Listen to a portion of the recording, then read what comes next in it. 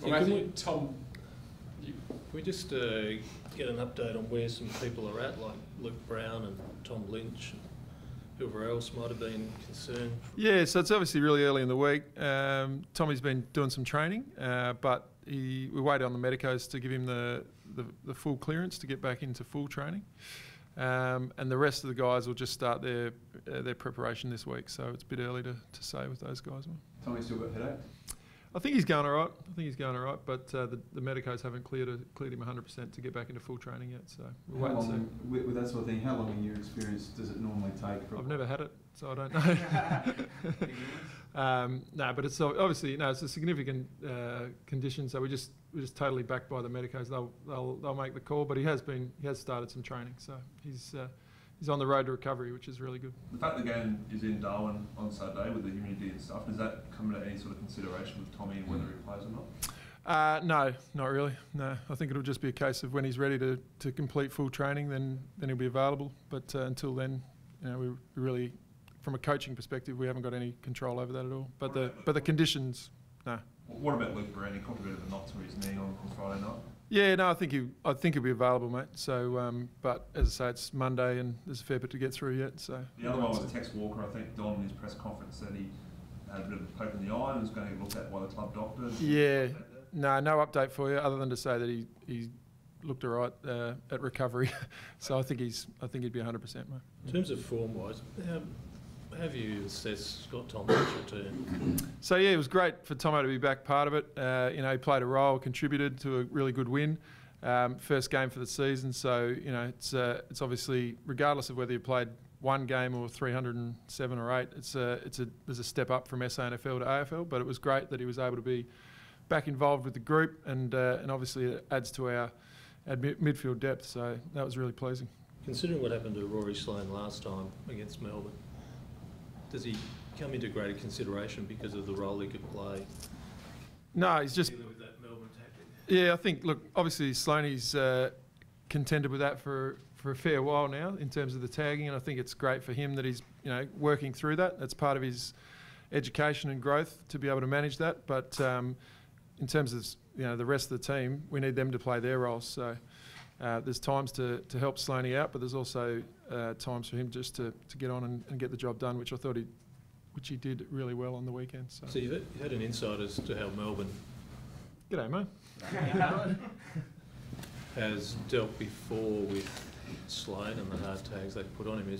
What advice are you giving to him, or do you think of even giving him a different role this week? Yeah, there's been a few things trialled over the last 6 or 7 weeks, but I think the games where Sloaney's played his best footy is when he just goes to his strengths. He's great aerobic, runner. He's got great body work and inside skills. When he brings those, regardless of whether there's a heavy tag or just a general midfield role, he plays pretty well. So that's for Sloaney and the coaches to work through. But I think the way he went about it, certainly on the weekend, was a great example for just going about his business. With the game being in Darwin this week, do you have to prepare any differently for the humidity and heat?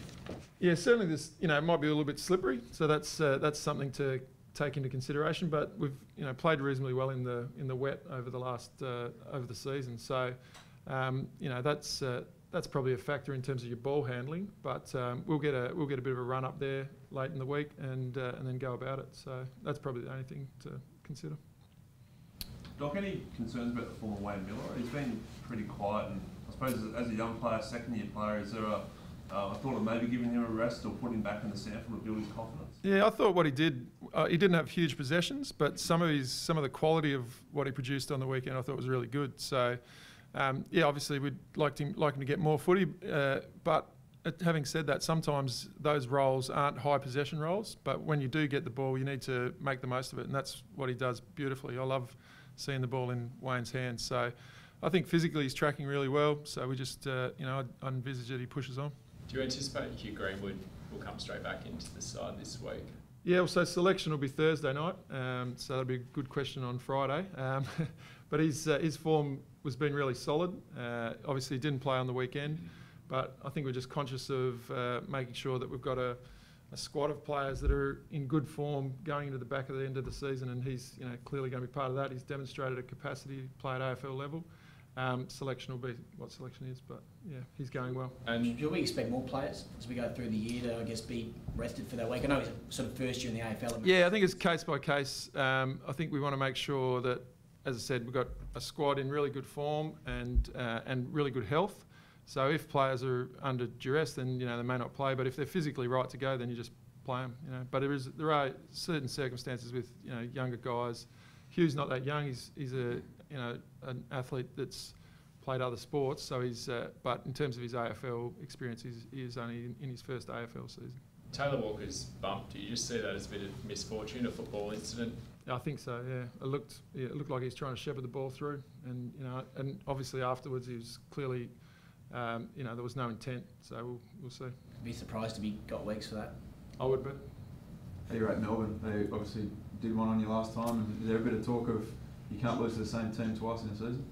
Well, you can. Yeah, if you play them twice and they beat you, then you can lose to them twice. But you clearly don't want to. No, they're in good form. They've played really good footy throughout the season.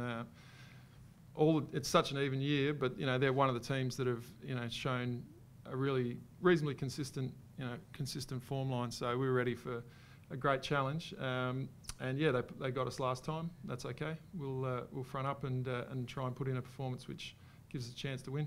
What did you learn, and what have you learned to do if a team like Melbourne, like they did last time, start doing a heap of unanswered goals? What's your thinking of how to deal with that again? In terms of momentum swings in games, yeah, I think there's obviously your first port of call anytime the momentum of the game is against you is to try and get your hands on the ball. And against Melbourne last time, that was probably the major issue. They were stronger than us in the contest. So you've got to address your contest issues first, and then if you have got your hands on the ball and there's an opportunity to potentially use the ball better and control the game in some fashion, then you may look to do that. But ultimately, most games come down to contest. So get your contest right. It's a good start to arresting momentum. Doc, just get some thoughts on Jake Kelly. I thought he was outstanding on Friday night and the whole season. He didn't play a lot last year, maybe not at all, but he's just been a fantastic player for you guys. Great, yeah. I mean, an awesome performance. And I think the thing that we're really enjoying is that we always have known that he's a great work rate, great work ethic, and really good contested player.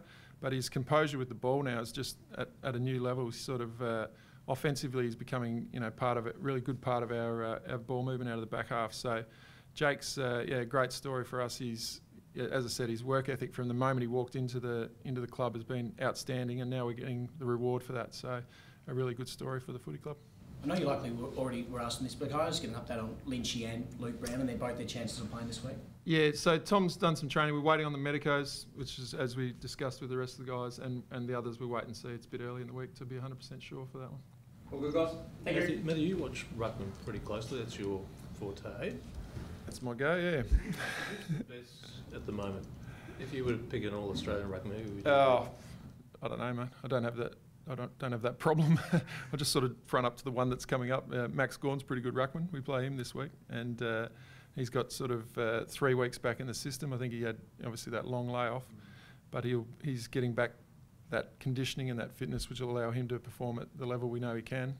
Obviously, the All-Australian last year, so we'll sort of deal with him, and then someone else can pick that. Rich, you can pick it.